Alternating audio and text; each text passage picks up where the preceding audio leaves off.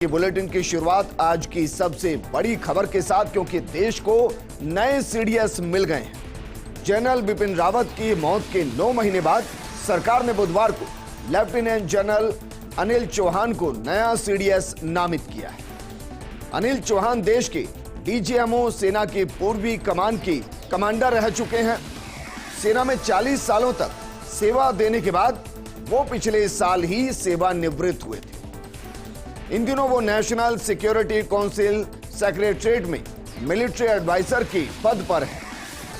रक्षा मंत्रालय की तरफ से कहा गया कि भारत सरकार ने लेफ्टिनेंट जनरल अनिल चौहान को अगले सीडीएस के रूप में नियुक्त किया है, जो भारत सरकार सैन्य मामलों के विभाग के सचिव के रूप में भी कार्य करेंगे। रक्षा मंत्रालय ने कहा कि लगभग 40 सालों से ज्यादा के करियर में लेफ्टिनेंट जनरल अनिल चौहान कई कमांड संभाल चुके हैं।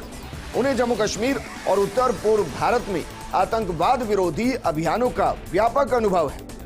जनरल बिपिन रावत की मौत के बाद से ही सीडीएस का सैन्य पद खाली था और ये हिंदुस्तान में पहली बार हुआ। हालांकि मांग 1965 के दशक के बाद ही शुरू हो गई थी कि देश को एक सीडीएस मिलना चाहिए, लेकिन प्रधानमंत्री मोदी ने देश को पहला सीडीएस दिया। बिपिन रावत को जिम्मेदारी सौंपी गई, लेकिन जिस तरीके से हेलीकॉप्टर क्रैश हुआ और उसके बाद बिपिन रावत शहीद हुए, उसके बाद से ही यह पद लगातार खाली चल रहा था और इस पद के लिए कौन सबसे बेहतर विकल्प, इसको तलाशा जा रहा था। और यह तलाश बिपिन रावत के शहीद होने के 9 महीनों के बाद आज आकर पूरी हुई।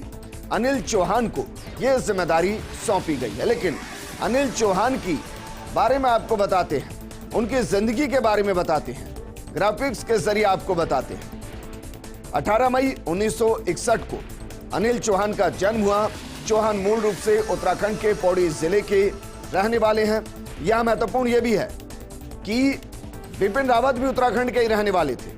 चौहान 1981 में भारतीय सेना की 11 गोरखा राइफल्स में भर्ती हुए थे, यानी कि सेना के साथ उनकी शुरुआत 1981 से हुई।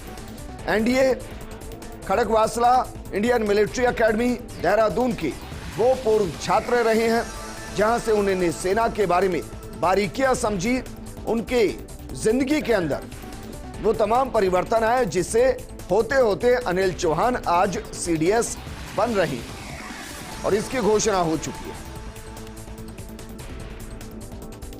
लेकिन अब हम आपको समझाते हैं कि सीडीएस का मतलब क्या होता है।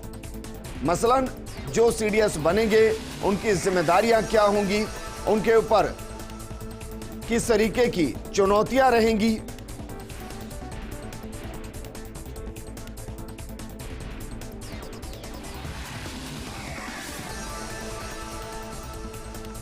लेकिन सैन्य मामलों के विभाग के जानकार हैं जम्मू कश्मीर में, उनका अनुभव बेहद ज्यादा है। उत्तर पूर्वी भारत के अंदर भी उनका अनुभव बेहद ज्यादा, और इसलिए अनिल चौहान को इस जिम्मेदारी सौंपी गई है बतौर सीडीएस। यह जिम्मेदारी सौंपी गई है।